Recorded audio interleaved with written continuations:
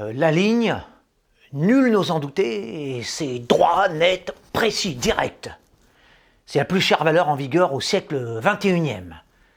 Avec le trait bien raide, la sécurité est pour ainsi dire parfaite. Dans cette élémentaire structure linéaire, base universelle du nivellement, de l'horizontalité, fusionne avec un égal principe de régularité et de persistance, toutes les normes ayant accédé au degré supérieur de la conformité la plus stricte, la plus stable, la plus implacable. Sur le sec segment, s'étend la plus sécurisante, la plus constante, la plus juste des moyennes. D'un bout à l'autre, de l'immobile schéma de rectitude, d'une extrémité à l'autre de l'immuable figure emblématique, du début au terme, en passant par le milieu, triomphe superbement l'ordinaire. Mais dans ce monde de sérénité linéale, survient parfois l'inattendu, le baroque, l'inclassable, la courbe.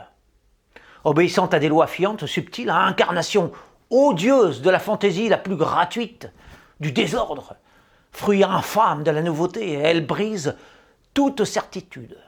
L'arrondi est rebelle par définition. Il se détourne d'emblée d'un chemin à la droiture sans faille, sans surprise, tracé d'avance par une volonté dénuée d'imagination. L'incurvation se démarque surtout du rayon par son caractère indiscipliné, fantasque, inutile. Elle se complète à décrire 20 détours, allées et venues sans signification pratique.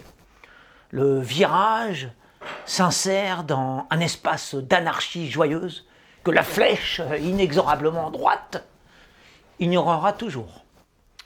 L'alignement n'a pas de pire ennemi que l'ondulation. En effet, la configuration intrinsèquement figée régule, nivelle, aplanit d'une série de points.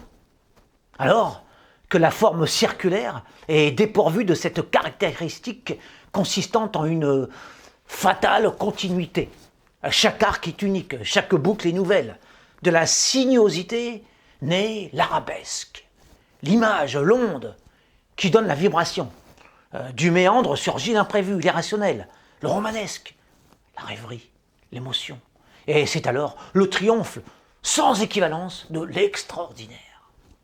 Le monde actuel représente la ligne. Et moi, je suis la courbe.